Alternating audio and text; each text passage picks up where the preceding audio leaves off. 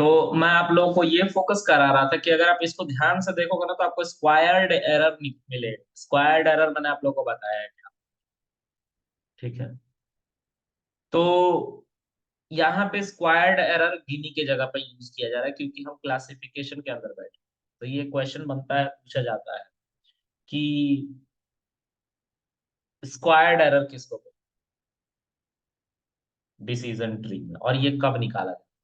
तो squared error किसको कहते हैं ये तुम्हें बताना है कि जो मीन स्क्वायर एरर होता है, जो अब हम मॉडल का लॉस निकालते हैं लीनियर रिग्रेशन के अंदर, तो उसके अंदर squared error mean absolute error, मतलब जो डिस्टेंस होता है उसको स्क्वायर कर करके निकाला जाता है, रेसिड्यूअल निकाला जाता है और उसका स्क्वायर करके सम निकाला जाता है। ठीक है। और मीन निकाला जाता है। तो स्क्वायर्ड एरर सिंपल हमने बता रखा है ऑलरेडी, पिछले वीडियोस में जाके देखना, अच्छे से एक्सप्लेन भी किया था मैंने। और ये डिसीजन ट्री में रिग्रेशन के साथ इस्तेमाल किया जाता है, जब डिसीजन ट्री में आप रिग्रेशन का काम करने लग जाए। ठीक है। यहाँ पे तीसरे नंबर पे जो आपको दिख रहा है ये सैंपल है। ये सैंपल लिखा हुआ, कितने सैंपल। और ये आखिर में जो लिखा हुआ है, ये क्या लिखा हुआ है समझ में नहीं आ रहा।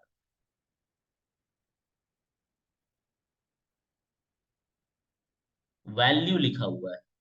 हाँ, ये वैल्यू है, यानी कि सैलरी। ठीक है। ये सैलरी लिखी है। ठीक है। तो इसको हम डिसीजन ट्री को क्लासिफिकेशन के लिए, सॉरी, डिसीजन ट्री को रिग्रेशन के लिए यूज करना एक बेटर अप्रोच नहीं माना गया है। एग्जाम्पल मैंने दिखा दिया है, ऐसा क्यों है? क्योंकि एक समय आएगा जब आप सैलरी जैसा कोई इवेंट पूछोगे तो बार बार वो सेम ही आंसर करने लगता है। इतना जो ये मिस्टेक है ये काफी है किसी भी मॉडल को डिस्कार्ड करने के लिए, मना करने के लिए। ठीक है। हाँ, तो इसमें एक चीज और हाँ नोटिस की।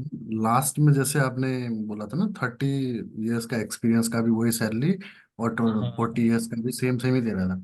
ये तो स्टार्टिंग से हाँ ही गलत प्रिडिक्ट कर रहा था। लाइक एक्चुअल जो 6 ईयर एक्सपीरियंस का, लाइक 66,000 समथिंग था। उसके बाद में 7 का 83, और 8 इयर्स का वन ओनली 1 ईयर का डिफरेंस दे रहा था, मतलब 1,000 का 84 दे रहा था, राइट। तो हाँ मैं जी, तो हाँ। कह ही रहा हूँ कि this is not a best model for regression. तो दिख ही रहा है। उसमें लेकिन एक चीज पता है और। मैं क्यों यहाँ पे चुप था? इस सेगमेंट में मैं क्यों चुप था पता है? इस सेगमेंट में हम्म इसलिए चुप था क्योंकि हर बार डिफरेंट आंसर आ रहा है। ठीक है। लेकिन डिफरेंट डिफरेंट आंसर आने की वजह से मैं चुप था कि चलो अलग अलग तो आंसर कम से कम बताइए, और बढ़ा हुआ बता। मैंने कब बोला? जब मॉडल ने एक मोमेंट पे 30 साल का भी वही सैलरी और 40 साल का भी वही सैलरी, मतलब आप सैलरी बढ़ा दो इस सेगमेंट पर। क्योंकि हम्म 10 साल का अगर गैप है एक्सपीरियंस में तो सैलरी बढ़ी हुई मिलनी चाहिए 40 साल के बंदे को, लेकिन हमारे पास वैसा कोई डेटा नहीं, इसलिए इसने हम्म दिया नहीं। अगर अभी हमारे सैंपल के अंदर ये 40 को डाल दो जिसपे मॉडल ट्रेन हुआ है जिस डेटा पे, और लिख दूं उसके आगे कि 5 लाख रुपए या 10 लाख रुपए सैलरी होगी 40 साल के बंदे की, तो ये दिखाने लग जाएगा 40 साल पे 10 lakh.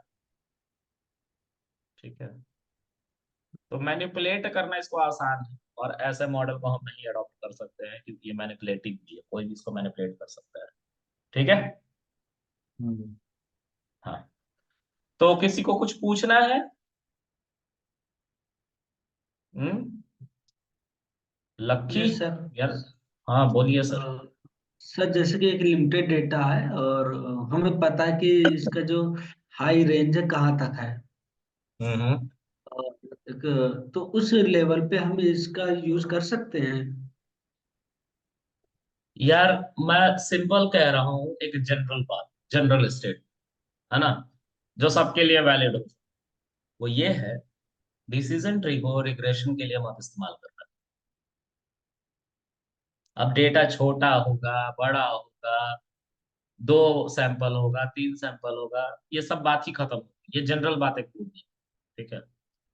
Decision tree is not perfect model for class, sorry, regression, it's only for classification. Okay.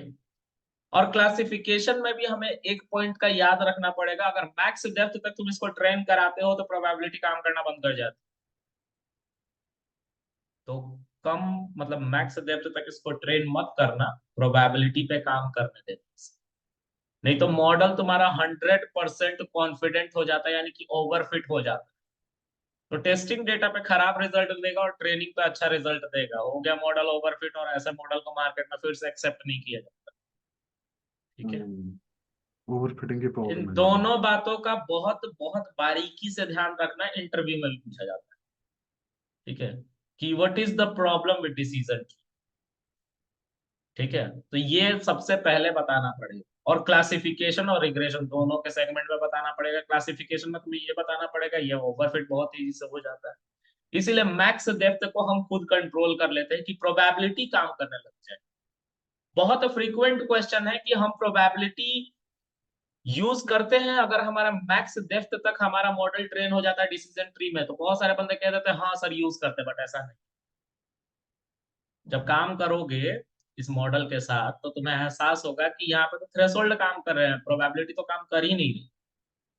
ठीक है, प्रोबेबिलिटी तो मॉडल ट्रेन हो रहा था तब यूज हुआ, अब ये मैं बोल दिए ये और कंफ्यूजिंग हो जाएगा। ठीक है, मैं अभी वो चीज सोच पा रहा हूँ जो तुम नहीं सोच पा रहे हो, क्योंकि तुम सीख रहे हो। मैं अभी जो बात जी बोला अभी थोड़ी देर पहले कि मॉडल जब ट्रेन होता है तभी प्रोबेबिलिटी पे वो काम करता है, इसका मतलब ये है कि जब थ्रेशोल्ड डिफाइन हो रहा था तो वो प्रोबेबिलिटी वाइज पूरे डेटा सैंपल को 100 मान रहा था और उसको दो पार्ट में स्प्लिट करने की कोशिश कर रहा था।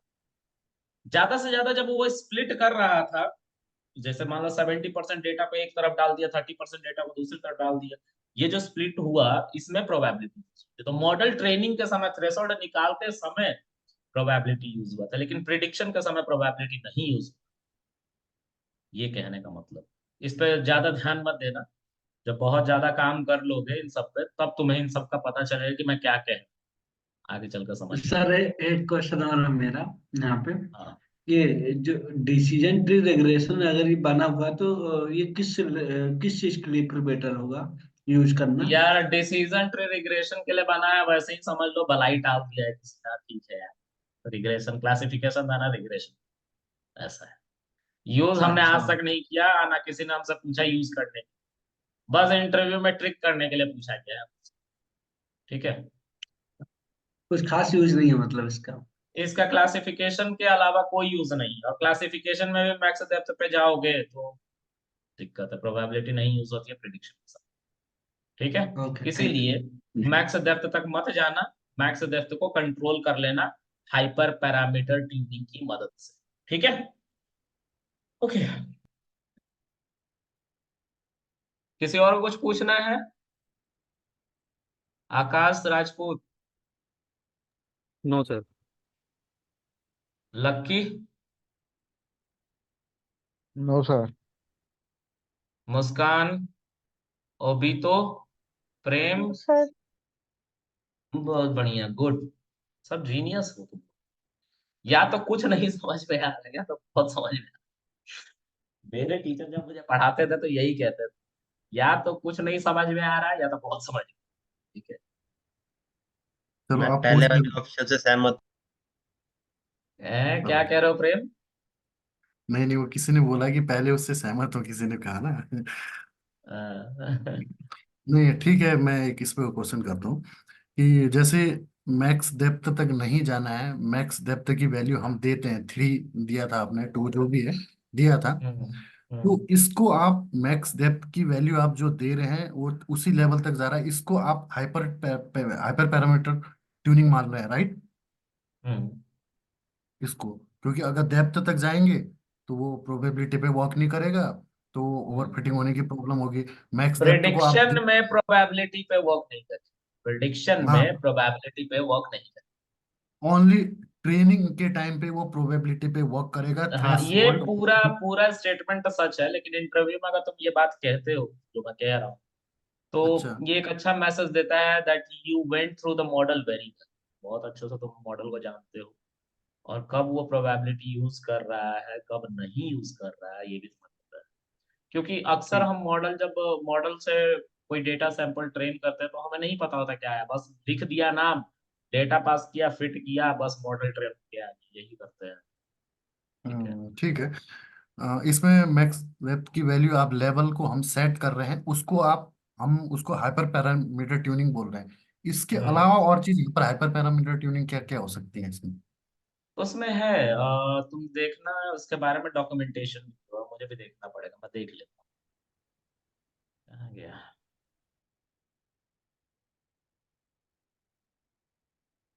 इसके डॉक्यूमेंटेशन में सब कुछ लिखा हुआ है, कंट्रोल शिफ्ट स्पेस बार। इसके अलावा है गिनी। ठीक है, एक second. Splitter best, max depth, मिन सैंपल स्प्लिट, फ्लोट। अब ये मिन सारे। सैंपल स्प्लिट के बारे में देखो कि मिन सैंपल स्प्लिट क्या है।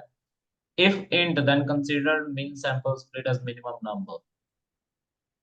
Float, min sample split is a fraction of C. Min sample split asterisk n samples are the maximum number of samples for each split. अच्छा, min sample leaf int or float default one.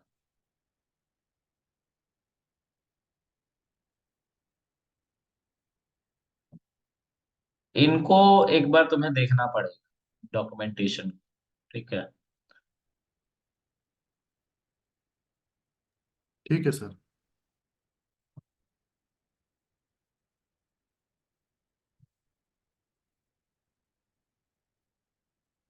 Sample, हमने इनको use नहीं किया है। ठीक है, हमने max depth को यूज किया क्योंकि अभी आगे सैंपल लर्निंग है, तो उसमें मैक्स डेप्थ यूज किया गया है, जहाँ पर स्टम्प कहा जाता है, वन लेबल। मैं बताऊंगा उसके बारे में। ठीक है। तो यहाँ पे कहा मीन सैंपल लीफ जो है उसको फ्लोट रखना। मीन सैंपल लीफ, कल हमने इसका स्कोर निकाला था, स्कोर स्कोर कुछ आया था इसका।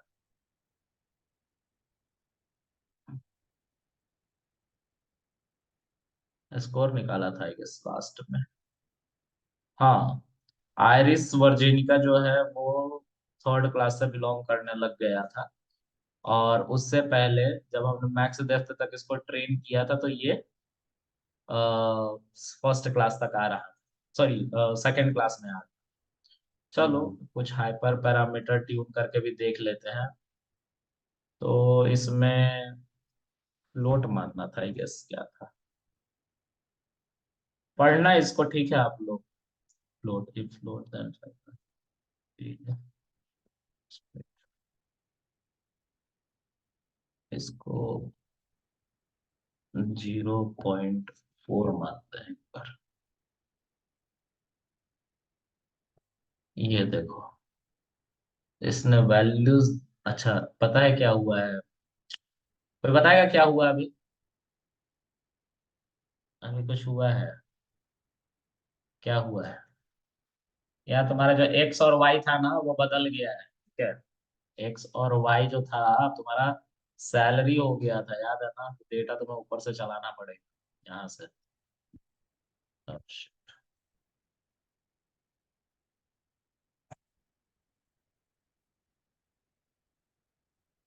अब ठीक है, देखो ठीक हो गया पहले जैसे, है ना?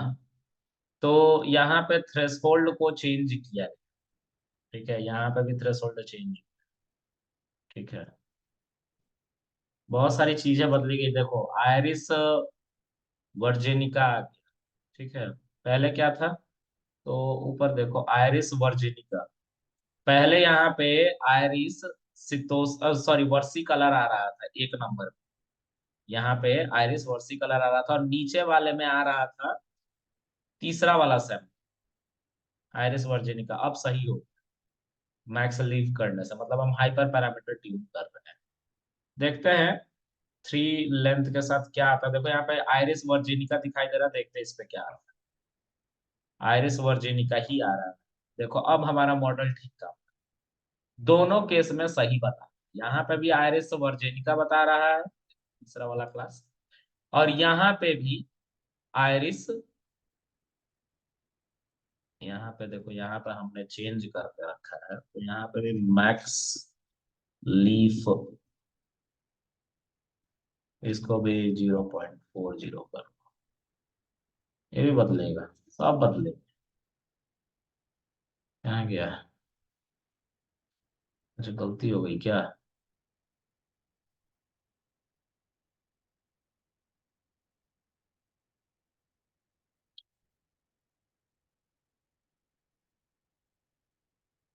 मैक्स मीन सैंपल लीव,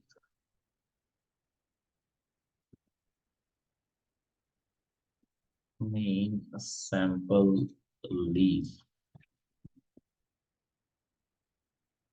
हाँ अब ठीक है। यहाँ पे देखो, यहाँ पे भी थर्ड क्लास से बिलोंग करने लगा, लेकिन प्रोबेबिलिटी घटी। ठीक है, तो यही है हाइपर पैरामीटर ट्यूब। जो पहले अलग अलग आंसर दे रहे थे, उसको एक और पैरामीटर दोनों में हमने एक जैसा लगा दिया, और भले ही दो मॉडल ट्रेन किया, तो हमारा आंसर एक जैसा है। ठीक है, इसमें भी हमारा तीसरा क्लास से बिलोंग होने लग गया, जो हमने सैंपल पास किया था इस मॉडल में भी। ठीक है, और इस मॉडल 2 में भी जब हमने उसी सैंपल को पास किया, तो भी वो तीसरे क्लास से ही बिलोंग कर। ये फायदा होता है। ठीक है गाइस। हाँ जी सर। सर एक क्वेश्चन और था मेरा, जो अभी मेरा हम्म मेरे को याद आ गया। जैसे हम कभी रिग्रेशन की एल्गोरिथम को हम यूज करते हैं, हमारा डेटा जब रिग्रेशन वाला डेटा होता है वो कैटेगोरिकल डेटा नहीं रहता है, रियल वैल्यू कंटिन्यूअस वैल्यू पर डिपेंड करता है, तो हम उस डेटा को कभी रन टाइम डेटा आ गया तो हाँ हम सेट करते हैं कि इस एल्गोरिथम का हमें यूज करना है। तो हम्म हमने रिग्रेशन एल्गोरिथम को यूज किया, यूज करने के बाद में देखा प्रिडिक्टेड और एक्चुअल में डिफरेंट आ रहा है, हमने लॉस फंक्शन भी निकाल दिया। तो लॉस फंक्शन को निकालना तो सीखे थे, बट उसको कैसे उस प्रॉब्लम को सॉल्व किया जाएगा कि जो हमारा रिजल्ट अच्छा देगा रिग्रेशन का मॉडल, R2 स्कोर निकाल के होता है या जो हमारा लॉस निकाला जाता है वो तो सिर्फ। मैं इस क्वेश्चन को समझ नहीं पाया, फिर से बोलोगे क्या?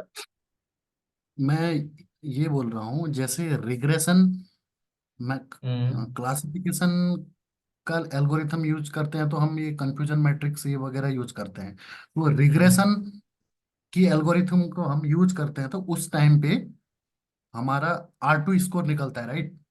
हम्म। R2 स्कोर, तो उस टाइम पे लॉस निकलते हैं हमारे एक्चुअल और तुम प्रिडिक्टेड के सिंपल, मुझे बीच। लगता है कि तुम ये जानना चाहते हो कि जैसे हम क्लासिफिकेशन में ये पता करते हैं कि हमारा कितना सैंपल मिसक्लासिफाई हुआ, तो उसको कंफ्यूजन मैट्रिक्स से देखते हैं। नहीं, वही काम हम रिग्रेशन में कैसे करते हैं अपने मॉडल को अच्छे से ट्यून करने के लिए, ये हाँ पूछ रहे ये भी हो? एक क्वेश्चन, नहीं ये नहीं, मेरा ये हम्म है कि रिग्रेशन में हम जो लॉस निकालते हैं ना, हम्म लॉस निकलता है, उस हम्म लॉस को निकलता है वो एक्चुअल और प्रिडिक्टेड के बीच में वो रेसिड्यूल निकालते हैं, उसके बाद में हम एरर जो भी mean square error, mean absolute error हम्म कह के हम निकालते हैं, वो हमारा लॉस होता है। मैं ये हम्म। बोल रहा हूँ कि उस मॉडल को बेहतर करने के लिए हाइपर पैरामीटर तो बोला जाता है ना, कि हाइपर पैरामीटर हाँ, तो ट्यूनिंग उसमें करके। पॉलिनोमियल फीचर होता है, हम फीचर को और बढ़ा लेते हैं या श्रिंक कर लेते हैं। ठीक है, तो हम यस काम करते हैं उसमें। उसमें हम फीचर को बढ़ा दिए गए on the basis of algebra. तो जैसे कोई कॉलन है तो एक्स स्क्वायर, हम मैं उसको बताऊंगा पॉलिनोमियल फीचर के बारे में। मुझे हमें यूज करना होता है जिससे हम फीचर बढ़ा लेते हैं। कैसे बढ़ाते मेरा हैं बस वो? हाँ बस मेरा क्वेश्चन इतना ही था, रिग्रेशन में का एल्गोरिथम हमने निकाला, हमें लगा कि मॉडल अच्छा प्रेडिक्ट नहीं कर रहा है, हमने लॉस फंक्शन लॉस निकाल लिया, हमने कहा कि ठीक है लॉस निकल गया, अब हम उसको उस बेहतर केस में करने के लिए फीचर फीचर बढ़ाते हैं। ठीक है, फीचर बढ़ाने हम से हमारा मॉडल अच्छा चलेगा, मतलब ज्यादातर इतना ही तो केसेस है। में वही फिर से एक्सपेरिमेंट वाली बात हो जाती है कि हमने ऐसा एक्सपीरियंस किया है कि अच्छा काम कर रहा है, लेकिन हर बार ऐसा सही नहीं।